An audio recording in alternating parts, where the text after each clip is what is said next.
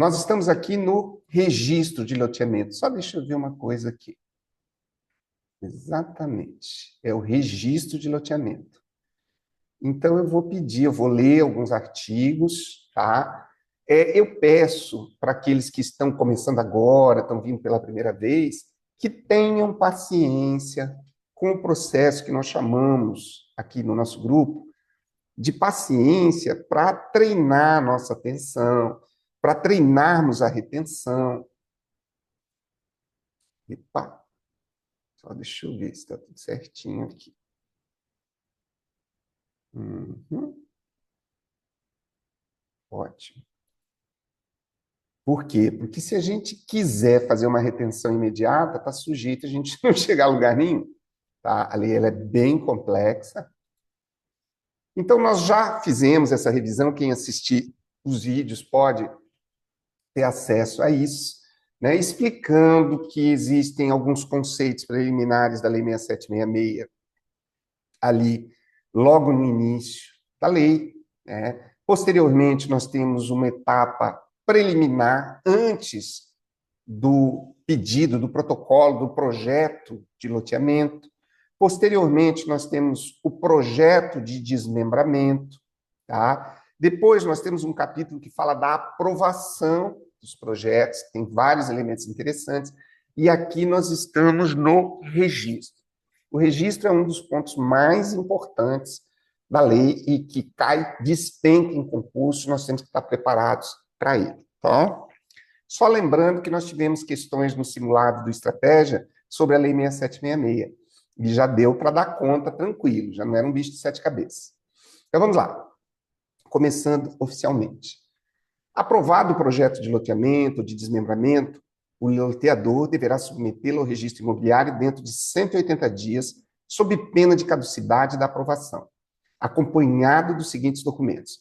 Qual é o ponto mais, ou quais são os pontos mais importantes aqui do artigo 18?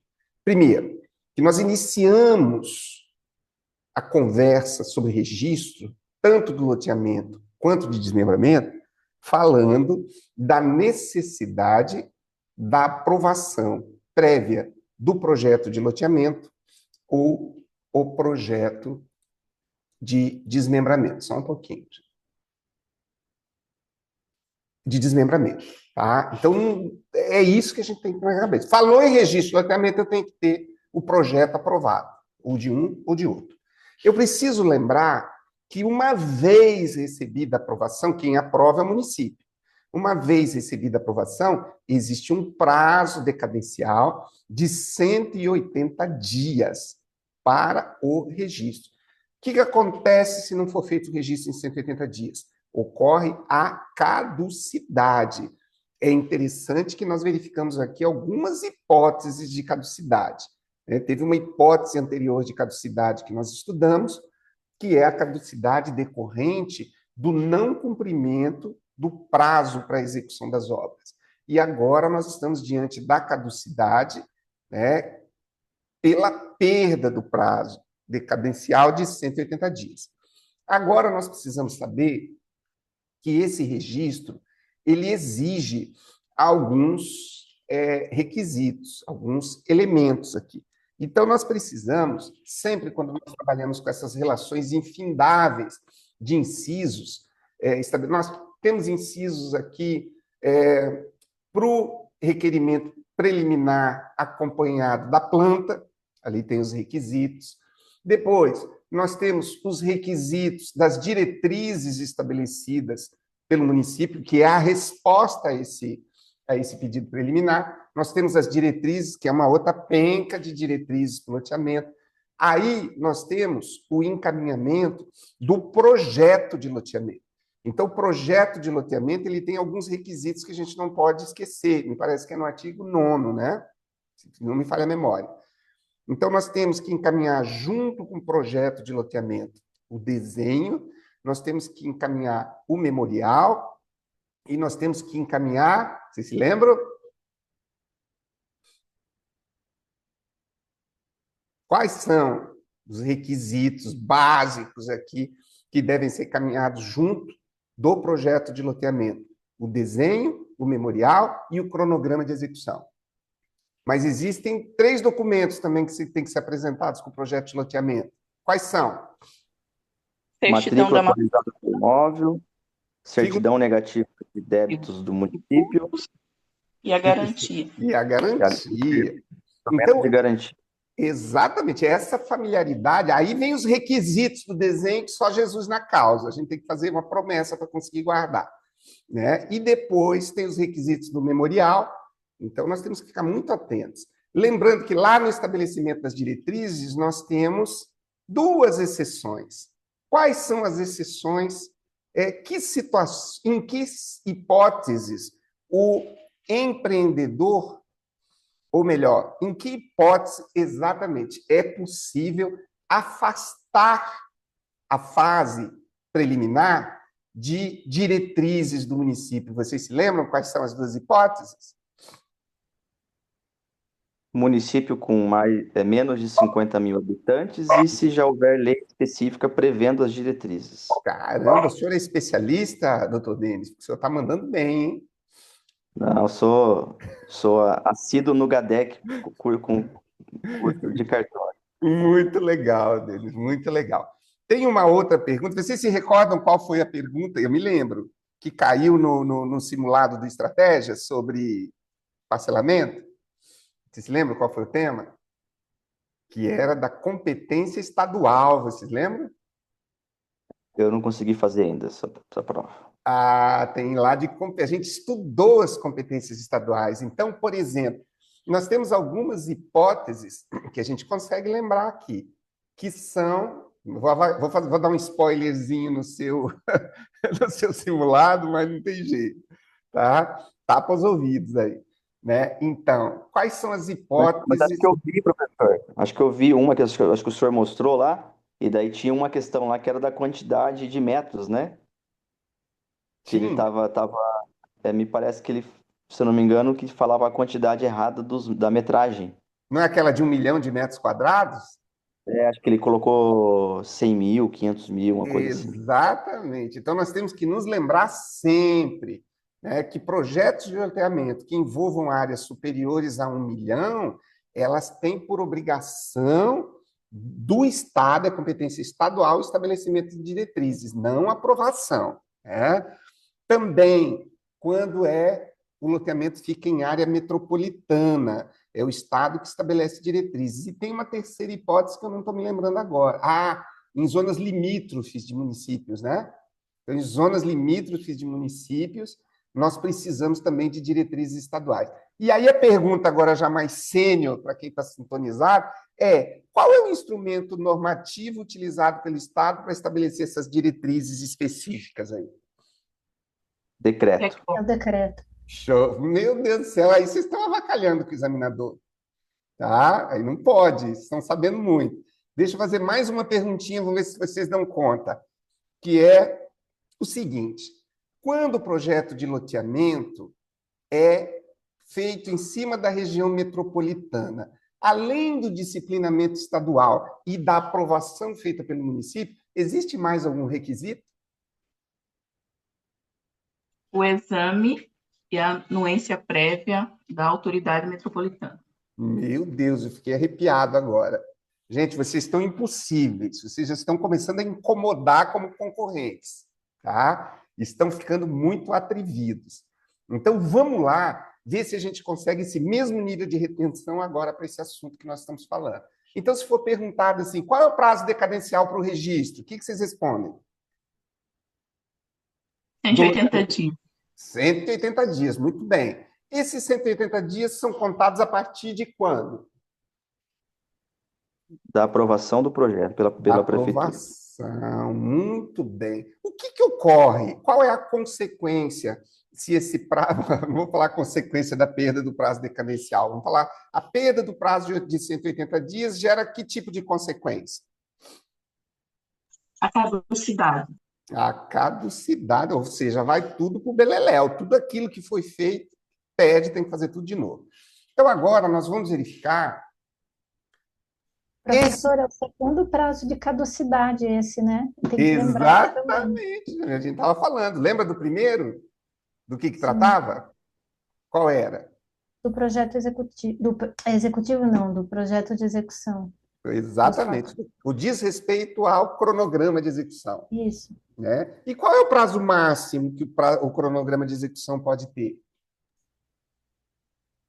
4 anos. 4 anos. E eu vou fazer uma outra perguntinha para ver se vocês estão com a memória fresca. Qual é o prazo de validade das diretrizes apresentadas pelo município? CC, Olha 60. só, Até 4 anos. Até 4 anos. até 4 anos. Muito bem, gente, está dando gosto. Acho que já dá para. A gente estava brincando esses dias, se já dava para fazer uma arguição aí de prova oral. Estou ficando até com medo de fazer. Vamos lá. Título de propriedade do imóvel, ou certidão de matrícula. Precisa acompanhar o pedido, né, de registro do projeto de loteamento ou desmembramento. 2. Histórico dos títulos de propriedade do imóvel abrangendo os últimos 20 anos, acompanhados dos respectivos comprovantes. Tá? 3. Certidões negativas. Letra A, de tributos federais. Vamos tentar resumir ao máximo. Federais, estaduais e municipais incidentes sobre o imóvel. Das ações reais, período de 10 anos. C, de ações penais com respeito ao crime contra o patrimônio e contra a administração pública. Gente que não está acompanhando regularmente o grupo, não se assuste, né, com essa galera aí destroçando.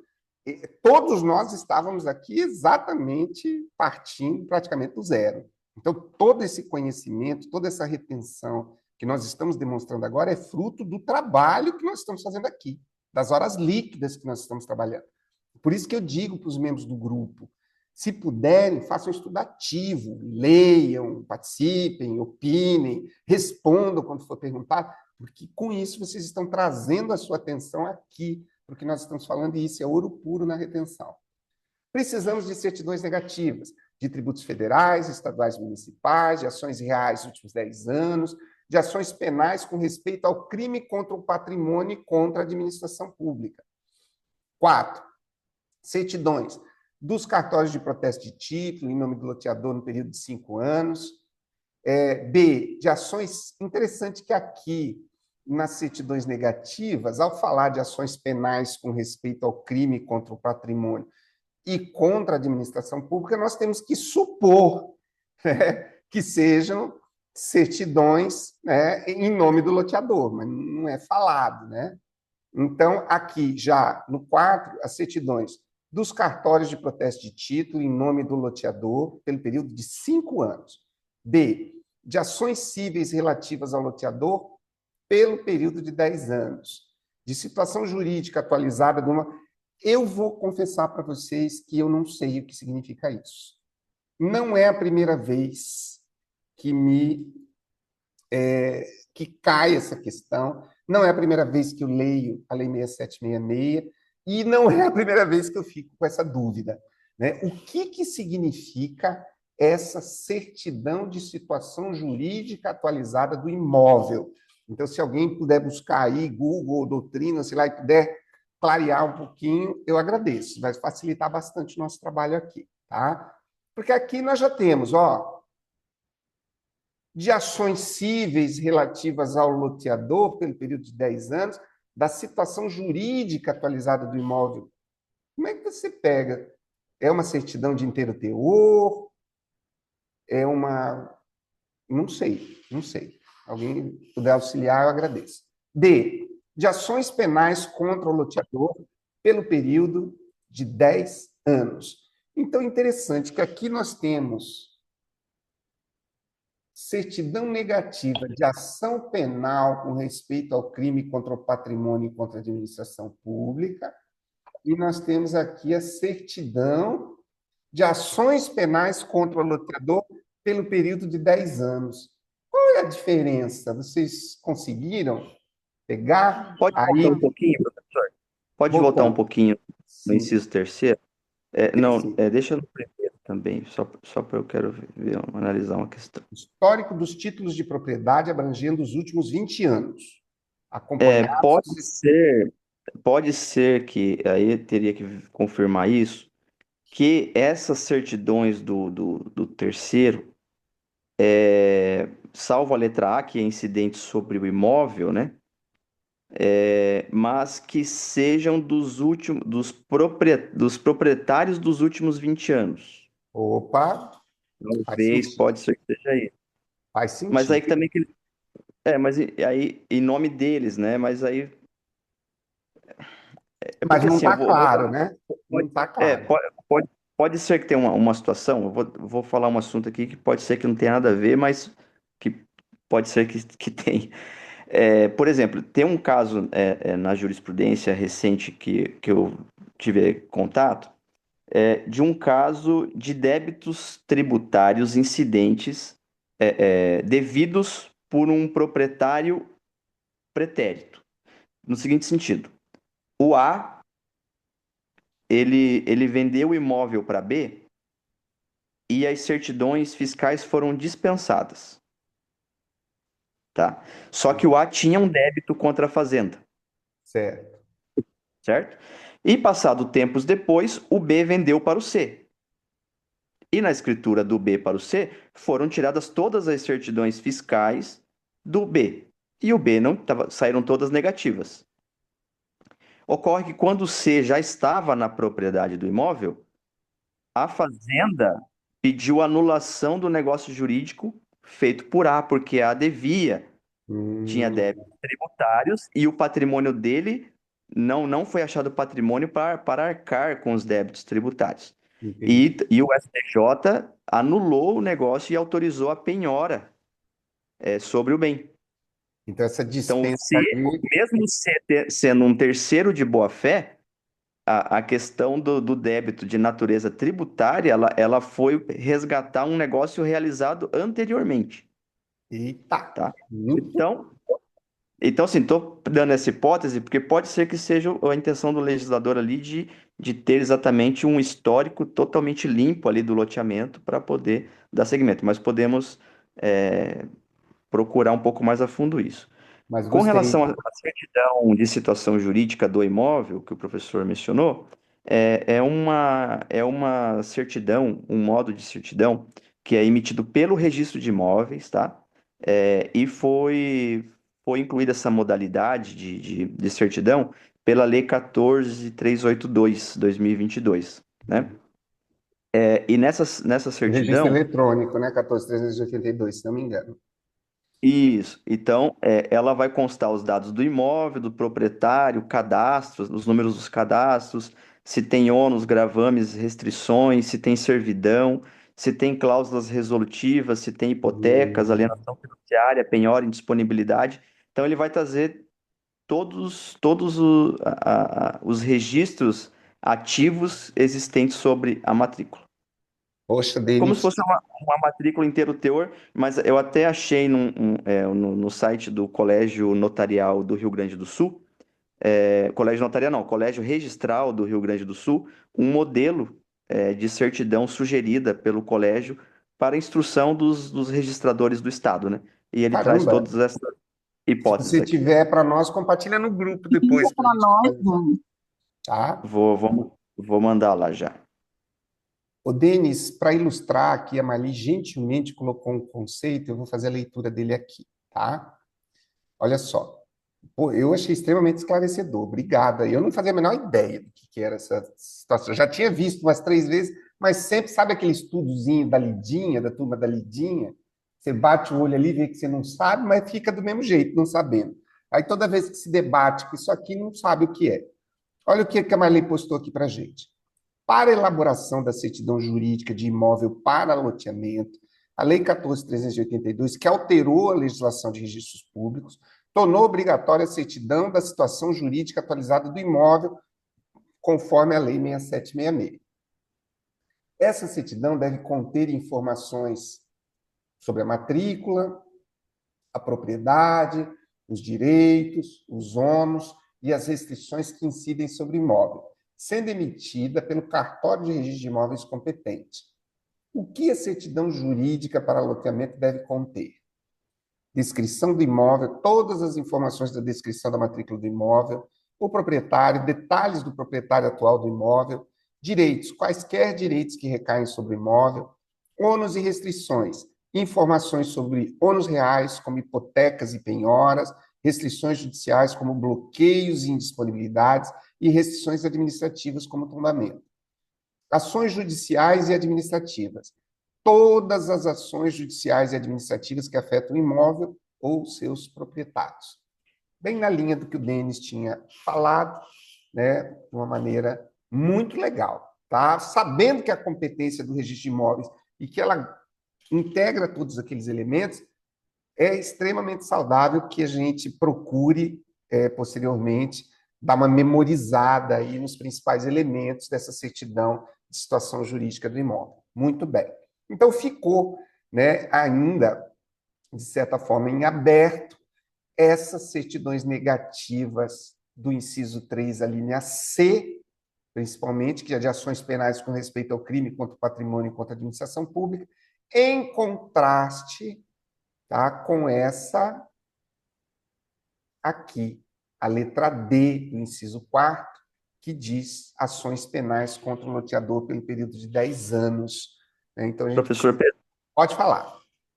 eu também localizei aqui um checklist elaborado pelo segundo registro de imóveis, tá? BC, deve ser Balneário Camboriú.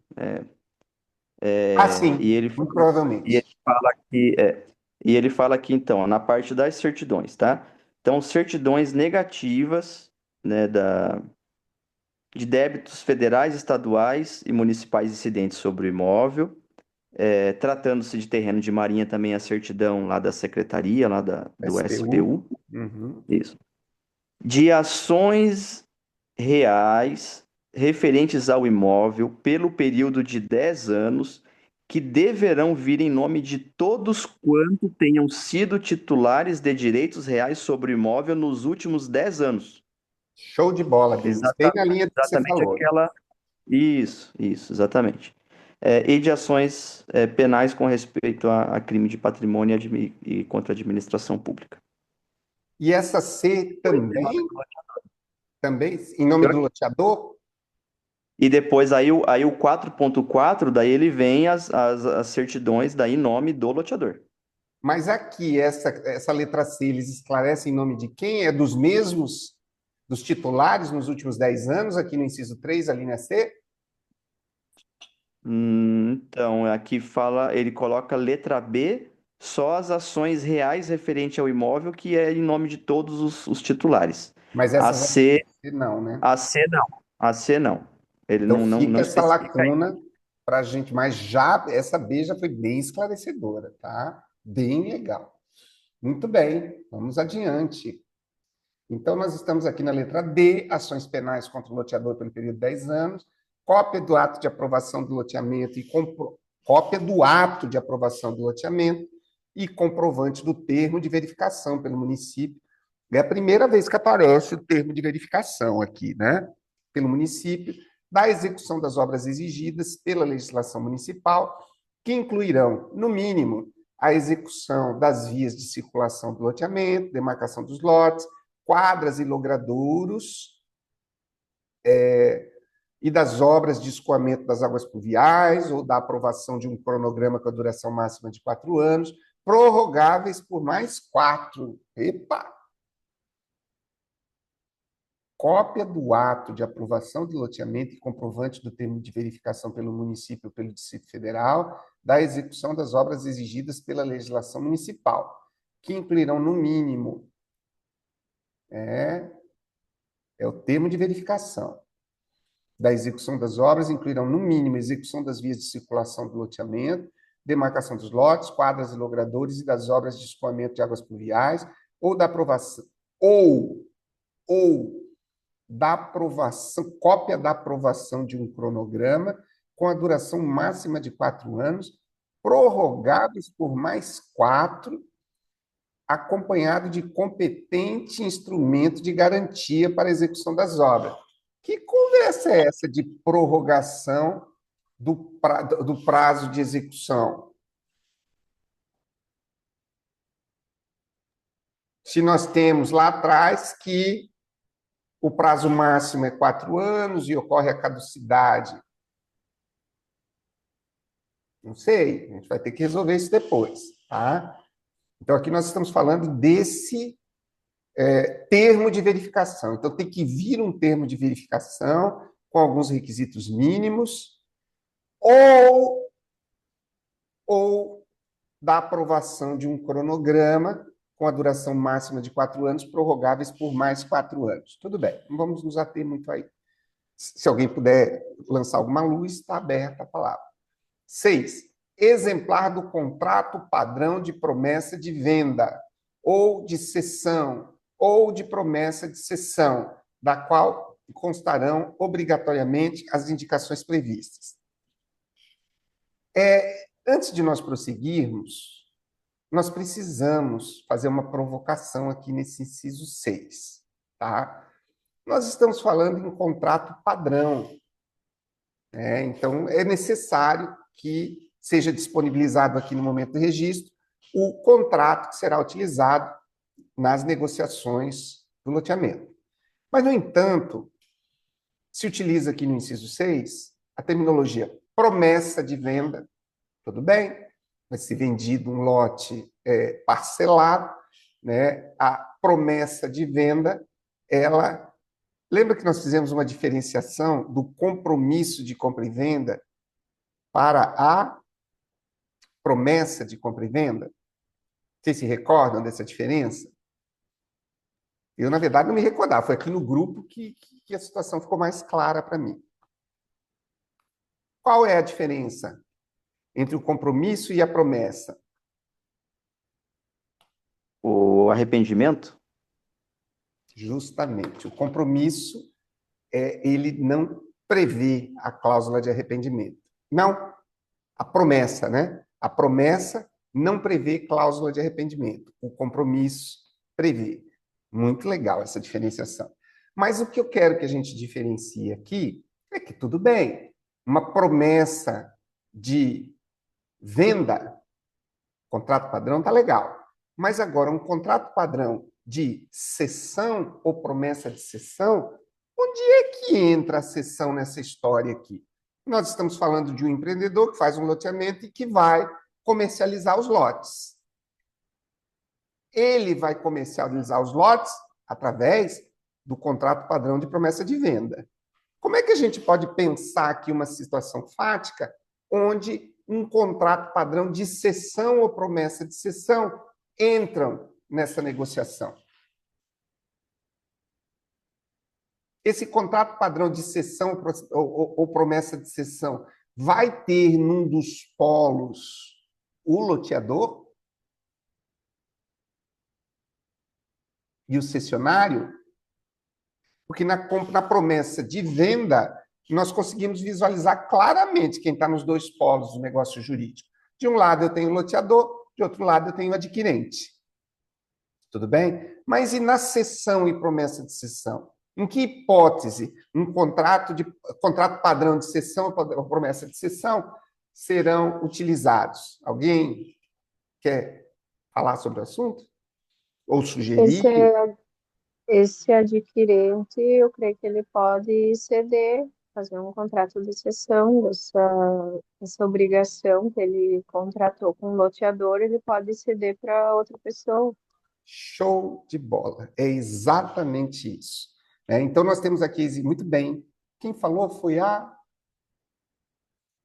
Jéssica. A Jéssica. Tá bom, Jéssica, estava com a visualização aqui fechada só em mim. Muito bem, Jéssica, matou a charada.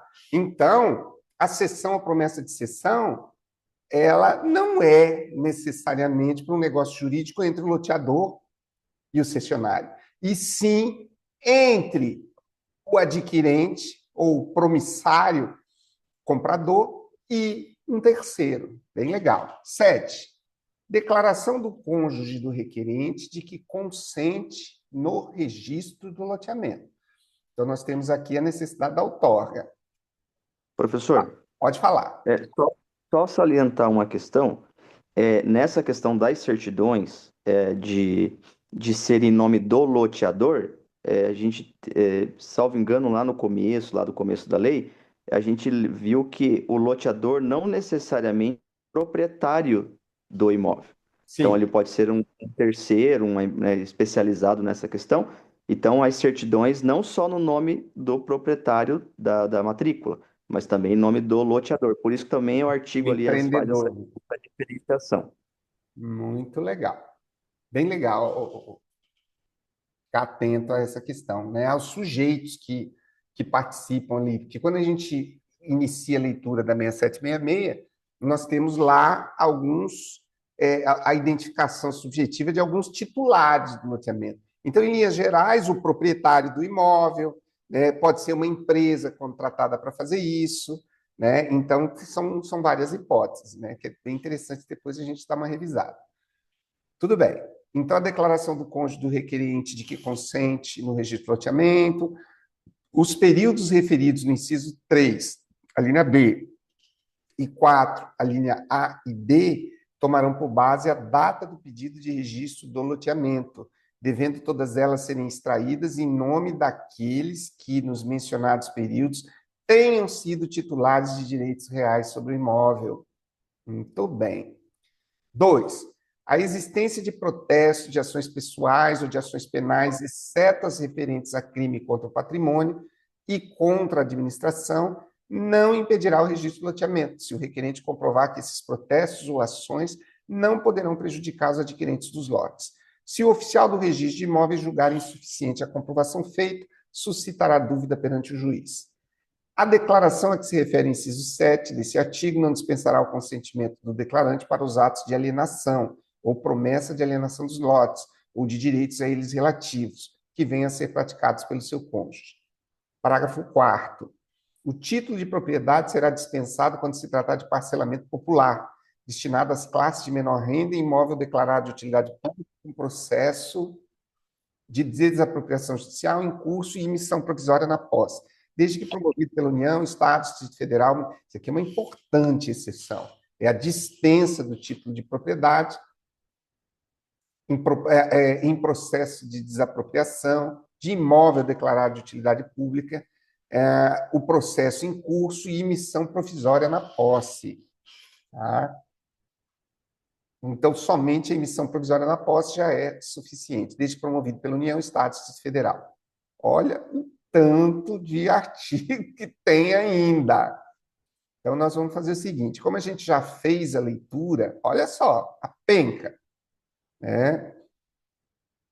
Deixa eu ver uma coisa aqui, ó, é até o 23, exatamente. Vamos trabalhar as questões, que aí a gente, se nós estamos com o horário um pouco reduzido, se a gente ficar revendo, está sujeito a gente entrar num looping aqui, né? De toda a aula fazer a revisão desse mundaréu de artigo, quando termina não dá tempo de resolver as questões. Então vamos resolvendo as questões e aí nós vamos retornando, tá? Para fazer as revisões. Então a questão de número 62 diz o seguinte: um loteador obteve aprovação para o projeto de loteamento e precisa realizar o respectivo registro imobiliário. Nesse caso, deverá apresentar diversas certidões obrigatórias. Considerando a Lei 6766, são exigidas certidões negativas de tributos incidentes sobre o imóvel das seguintes esferas governamentais. Gente, o fato de nós termos pulado os artigos não significa que nós estamos dispensados de lê-los, tá? Nós percebemos que a retenção dessa quantidade de artigos, ela vai exigir que a gente faça a leitura algumas vezes, tá? Então, vamos lá. O loteador, tá. Quais são, considerando a lei, são exigidas certidões negativas de tributos? Apenas municipais, federais e estaduais apenas, municipais e estaduais apenas, federais, estaduais e municipais, apenas estaduais. Então, nós estamos aqui diante da exigência de tributos para registro, federais, estaduais e municipais. Letra D, fundamentação. O artigo 18, inciso 3, diz certidões negativas de tributos federais, estaduais e municipais. Alguém pode ler, por gentileza, a 63, gente? Posso ler, professor? Por favor, Renato. Sobre o registro imobiliário do loteamento, conforme previsto pela Lei 6766 de 1979, é correto afirmar que, item 1, O prazo para o registro é de até 180 dias após aprovação municipal, sob pena de caducidade. Item 2. O histórico de títulos de propriedade do imóvel deve abranger.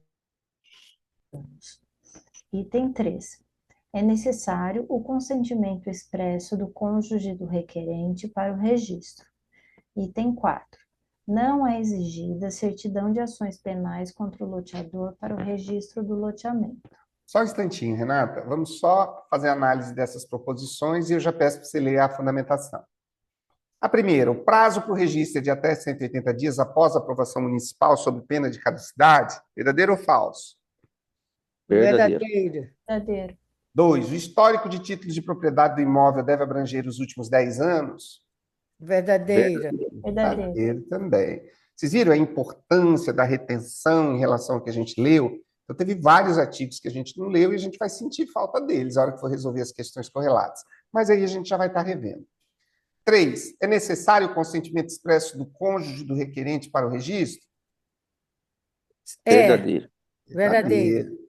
Não é exigida a certidão de ações penais contra o loteador para registro do loteamento? Falso.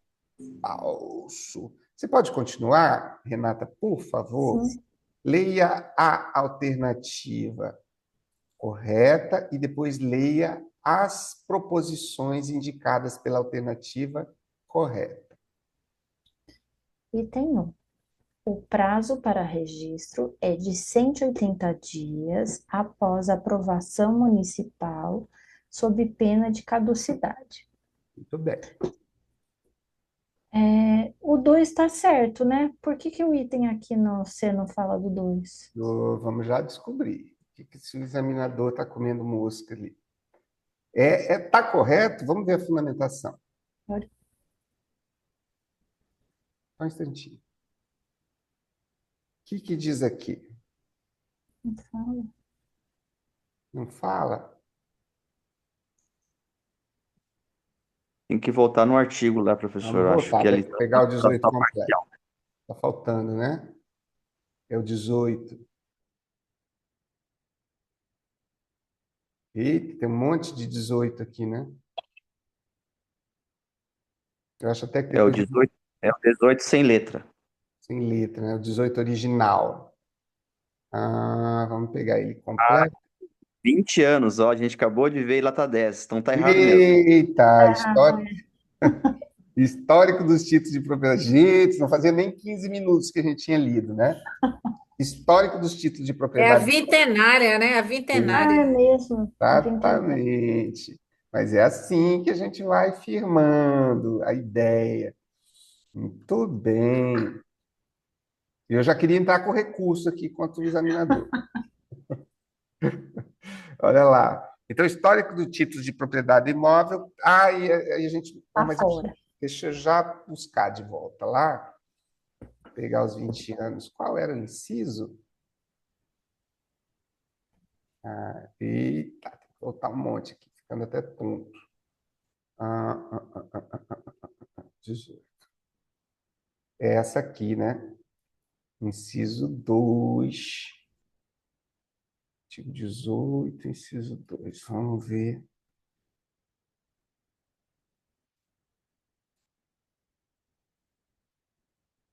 É muito artigo aí. Uhum. Deixa eu pegar só o artigo 2. O inciso 2, né? E colocar ele aqui. É muito importante.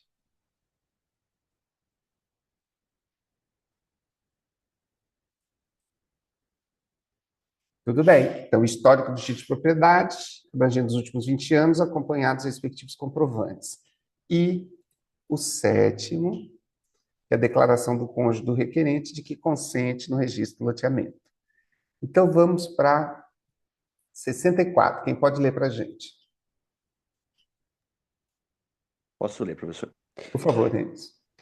Certo empreendedor pretende registrar loteamento popular em imóvel declarado de utilidade pública, objeto de desapropriação com emissão provisória na posse. Conforme a Lei 6766, neste caso, será dispensada especificamente a apresentação: a. Do exemplar do contrato padrão de promessa de venda dos lotes. B. Do título de propriedade do imóvel. C. Das certidões negativas de tributos federais. D. Da matrícula imobiliária atualizada. E do histórico dos títulos de propriedade do imóvel. Muito bem. Se você puder ler para a gente a alternativa correta e depois a fundamentação. Gabarito letra B. É dispensada, haverá dispensa do título de propriedade do imóvel. Muito bem. Fundamento artigo 18, parágrafo 4º.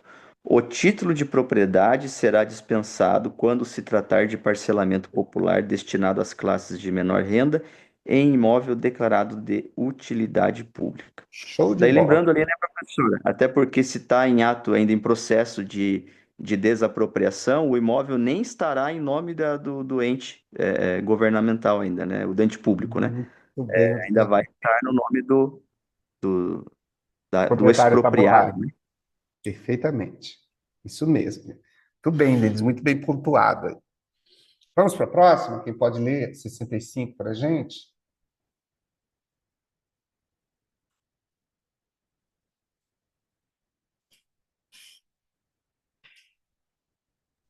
Posso ler, professor? Por favor. Uma companhia aberta pretende realizar o registro de loteamento de acordo com a Lei 6766 de 1979. Essa empresa poderá substituir algumas certidões obrigatórias pela apresentação. Letra A. Da ata de Assembleia Geral Ordinária dos Acionistas. Letra B. Ao administrador do loteamento. Letra C. Das informações trimestrais e demonstrações financeiras anuais publicadas no sítio eletrônico da Comissão de Valores Mobiliários. Letra D. Do Estatuto Social da companhia, registrado em junta comercial. Letra E. Da cópia das notas fiscais emitidas nos últimos 5 anos. E agora?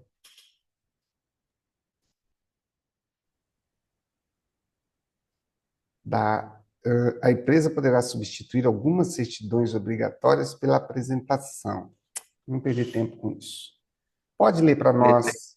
Oi? Pode falar. Não, eu pensei aqui, mas estava pensando na letra C mesmo. Daí é algo que demonstra ali a questão financeira da empresa, acho que seria o mais lógico ali de Mais todos. lógico, né? Tá certo. Quem estava lendo para nós? Eu, Renata. Por favor, Letra Renata. C. Letra C. Das Depois informações trimestrais e demonstrações financeiras anuais publicadas no sítio eletrônico da Comissão de Valores Mobiliários. Gabarito letra C, fundamentação, artigo 18, parágrafo 6º. Na hipótese de o loteador ser companhia aberta, as certidões referidas poderão ser substituídas por exibição das informações trimestrais e demonstrações financeiras anuais constantes do sítio eletrônico da Comissão de Valores Mobiliários. Muito bem. Então, vamos para a próxima. Vamos vencer essas questões aqui.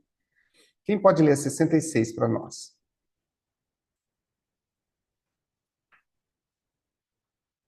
Professor, Por favor, pode falar. o loteador apresentou certidão de ações cíveis obtidas por meio de impressão digital do andamento processual.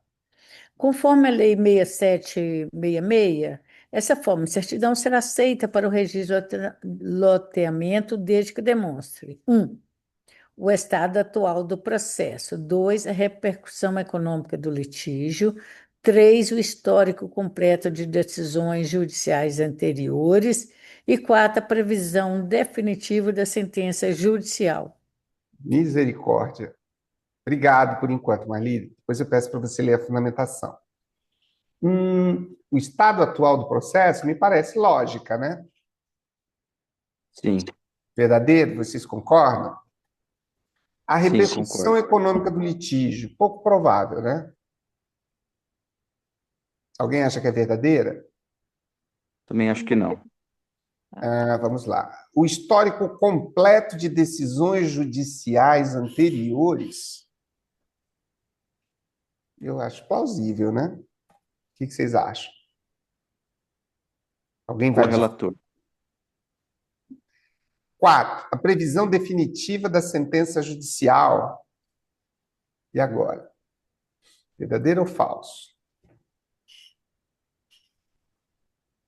Eu Acho já li. falso, porque não pode exigir essa previsão, né? Não pode exigir a previsão. Como é que vai exigir previsão, né? Não tem cabimento. Não tem, né? Então vamos lá. Por favor, Marli, leia para a gente a correta, que são a 1 e a 2. A alternativa correta é 1 e a 2. Eita, O estado atual do processo e a repercussão econômica do litígio. já vou recorrer. Fundamentação. Fundamentação. Artigo 18, parágrafo 7º.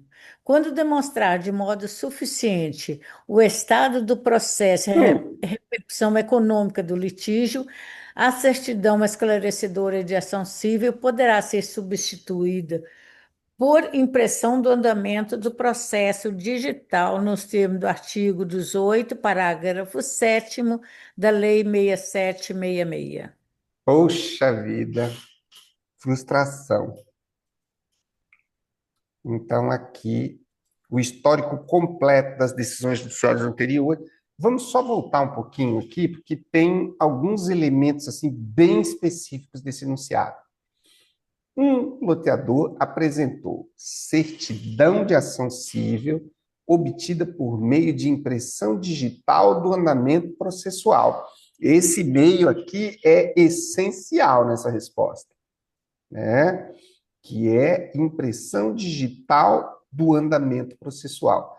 Porque aqui no artigo 18, parágrafo 7, diz que quando demonstrar de modo suficiente o estado do processo e a repercussão econômica do litígio, a certidão esclarecedora de ação civil poderá ser substituída por impressão do andamento do processo digital.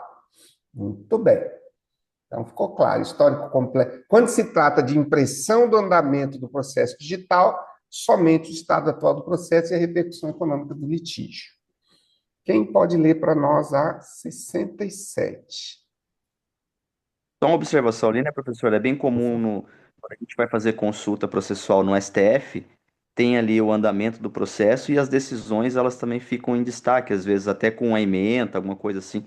É claro que às vezes quando é no primeiro grau é um pouco mais complicado esse resumo, mas nos tribunais superiores tem essa opção ali na consulta. Exatamente. Tá? Então, fica bem atentos aqui. Impressão do andamento do processo digital substitui a certidão esclarecedora de ação civil, né? Aqui, ó, apresentou certidão de ações cíveis obtidas por meio de impressão digital do andamento processual. Então, é preciso que se demonstre o estado atual do processo e a repercussão econômica do litígio. Interessante, né? A repercussão econômica do litígio. Tudo bem. Alguém pode ler a 67 para nós? Posso ler, professor? Por favor, Henrique. Determinado loteador optou por submeter o empreendimento ao regime de patrimônio de afetação previsto na 6766.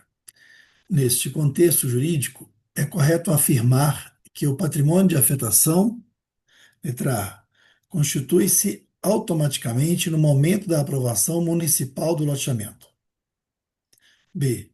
Pode ser constituído mesmo após o início das vendas dos lotes, mediante simples averbação no registro de imóveis. Letra C. Deve, obrigatoriamente, integrar o patrimônio geral do respondendo por todas as suas dívidas. Letra D. Implica imediata transferência de responsabilidades do loteador para a instituição financeira credora. E letra E. Torna-se patrimônio público imediatamente após sua averbação. Então, o assunto é patrimônio de afetação. Uhum. Qual que vocês apostam? Eu apostaria na B. Eu posso na B também. Uhum. E os demais? Eu fiquei entre a e a B, né? Você acha que a B faz mais sentido mesmo? Automaticamente não dá, né? Perfeitamente. Então, vamos lá. Quem está lendo para a gente, lê a alternativa correta. Alternativa correta. Letra B. Pode ser constituído mesmo após o início das vendas dos lotes, mediante simples averbação no registro de imóveis. O fundamento é o artigo 18, letra B. Considera-se constituído o patrimônio de afetação mediante averbação a qualquer tempo no registro de imóveis, de termo firmado pelo loteador. Muito bem. Então, nós estamos falando da constituição do patrimônio de afetação. Patrimônio de afetação é um assunto que costuma ser muito pedido, tanto na incorporação imobiliária, principalmente na incorporação imobiliária, e aqui nós estamos falando no loteamento, tá? Então, nos compete tão somente aqui lembrar que a constituição do patrimônio é feita, do patrimônio de afetação, é feita mediante averbação. O examinador adora perguntar, é ato de registro, é ato de averbação, né? Então, mediante averbação, a qualquer tempo, não existe uma limitação temporal, né, de termo firmado pelo loteador. Muito bem. Obrigado, Henrique. Vamos lá para a próxima, 68, quem pode ler?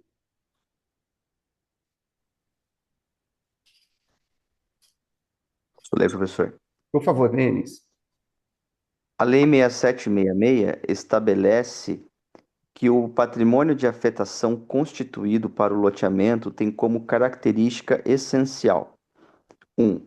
Não se comunicar com outros bens, direitos ou obrigações do loteador. 2.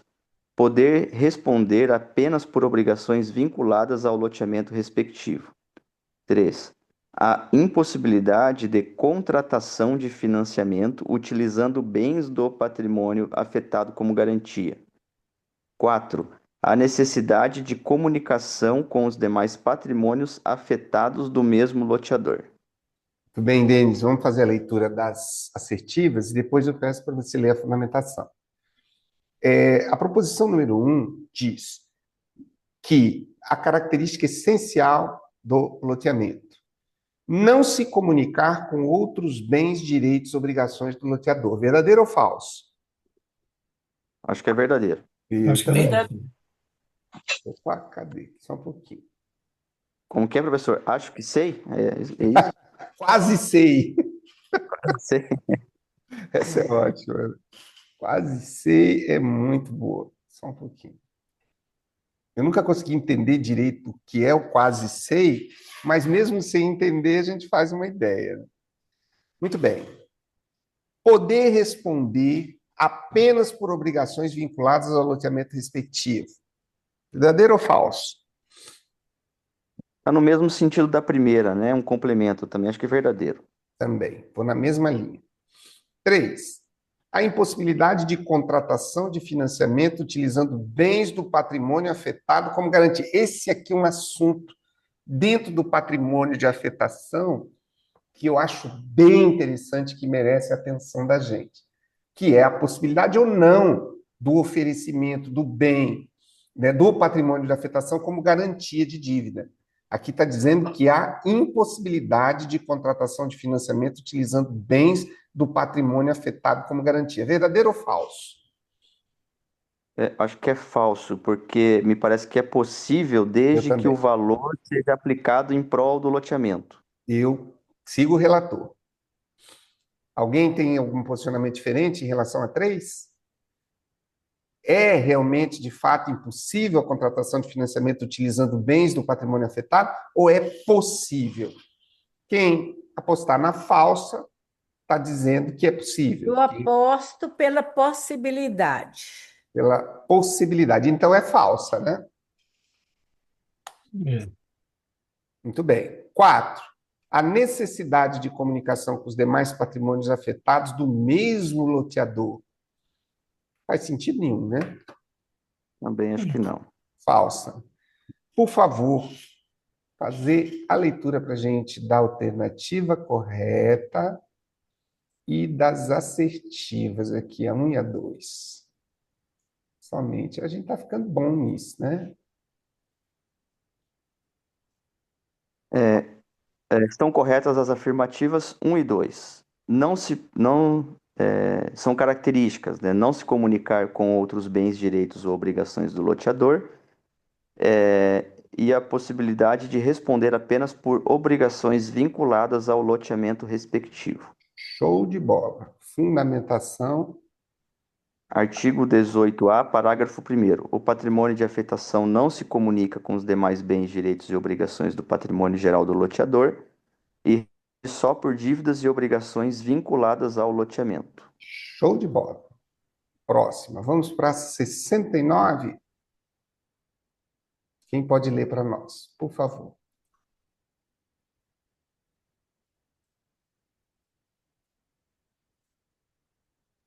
Posso Posso ler? ler.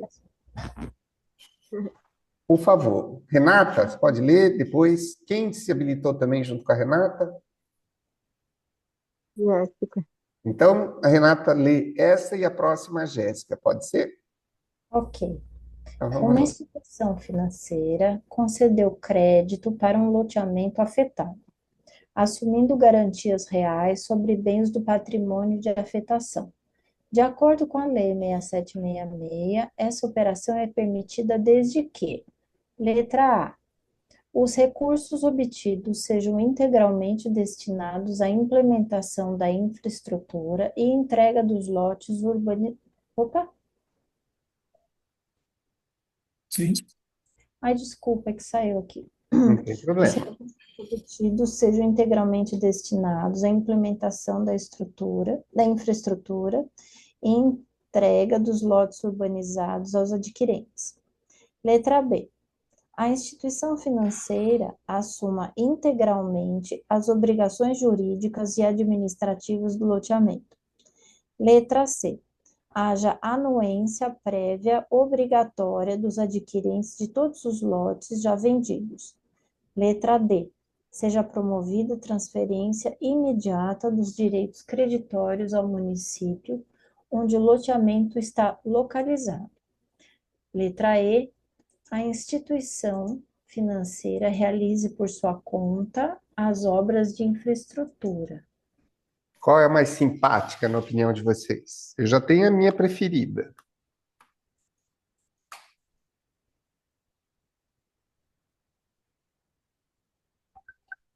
Letra A. E eu vou de letra A também. Alguém discorda? Quer apostar em outra?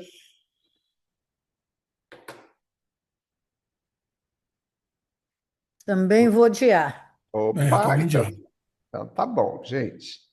Olha só, todo mundo foi de A e acertamos. A Renata pode ler para nós a assertiva e depois a fundamentação. Item A. Os recursos obtidos sejam integralmente destinados à implementação da infraestrutura e entrega dos lotes urbanizados aos adquirentes. Gabarito letra A. Fundamentação. Artigo 18-A, parágrafo 3º. Os bens e direitos integrantes do loteamento somente poderão ser objeto de garantia real em operação de crédito cujo produto seja integralmente destinado à implementação da infraestrutura. Muito bem. Uma coisa que eu nunca entendi nessa possibilidade, né, assumindo as garantias reais sobre bens do patrimônio de afetação, é no caso de inadimplência. Como fica o patrimônio de afetação se os recursos forem empregados, né, a implementação da infraestrutura, entrega dos lotes, mas ainda assim houver a inadimplência? Como fica o patrimônio de afetação? Só faria sentido se o patrimônio de afetação não é a gleba, né, que está sendo loteada, mas não é o caso, né? Então eu sempre fiquei com essa dúvida aí, né, de como que o patrimônio de afetação pode servir de garantia de crédito. No caso de inadimplência, o patrimônio de afetação, então, vai a leilão, né? Vamos pensar nisso aí. Então, vamos dar a fundamentação.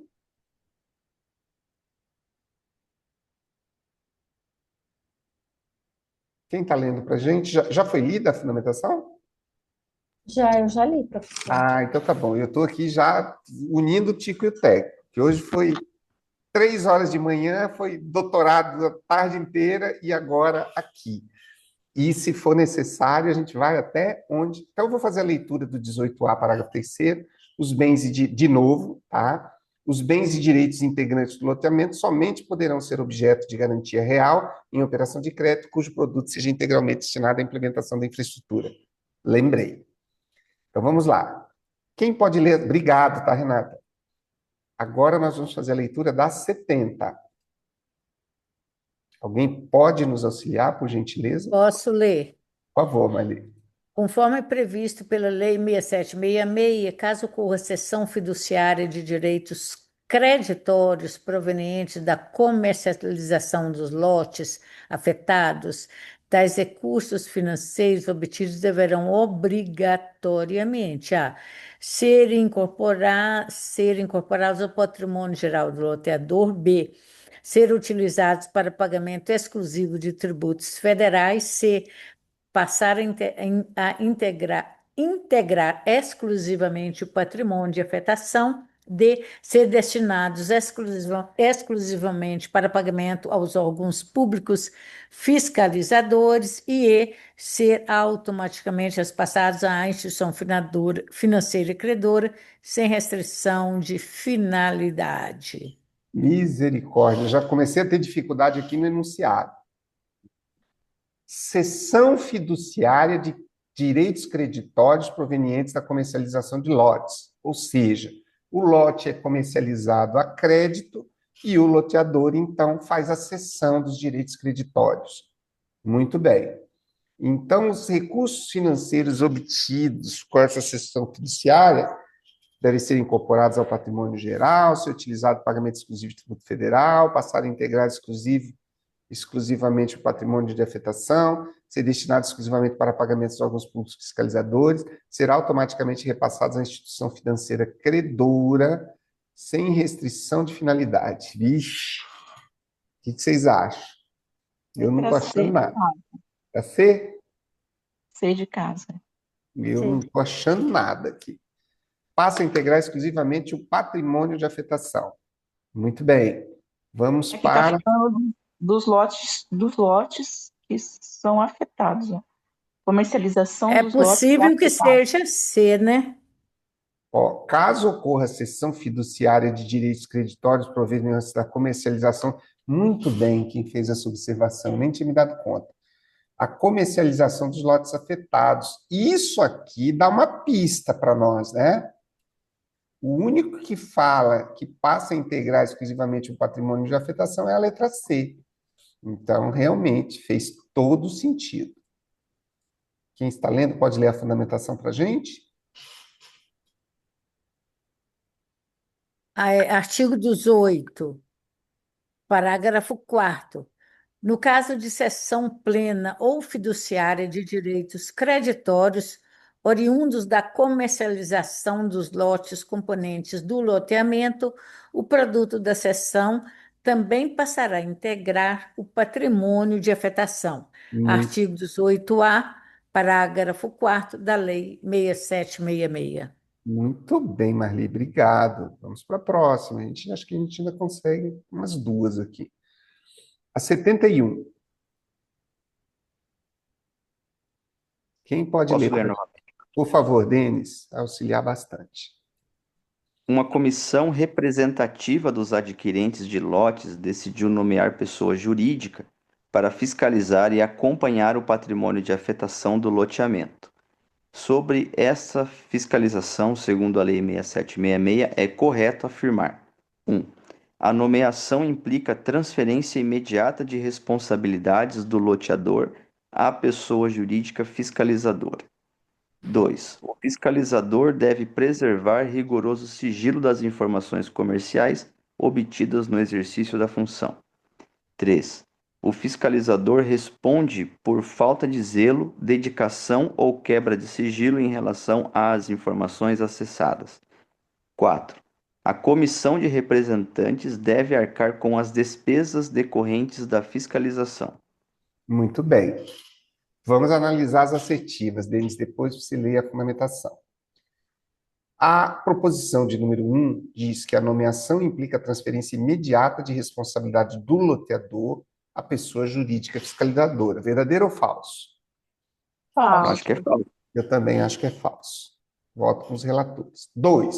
O fiscalizador deve preservar rigoroso sigilo das informações comerciais obtidas no exercício da função? Verdadeiro. Verdadeiro. O fiscalizador responde por falta de zelo, dedicação ou quebra de sigilo em relação às informações acessadas? Verdadeiro. Verdadeiro. Eu vou de verdadeiro também. 4. A comissão de representantes deve arcar com as despesas decorrentes da fiscalização? Verdadeiro também, eu acho. Imagino que sim, né? Então tá bom. Por favor, o gabarito, letra E, 2, 3 e 4. 2, 3 e 4. Estou falando que a gente está ficando atrevido. Quem está lendo, pode prosseguir a leitura, por favor? Posso sim, professor.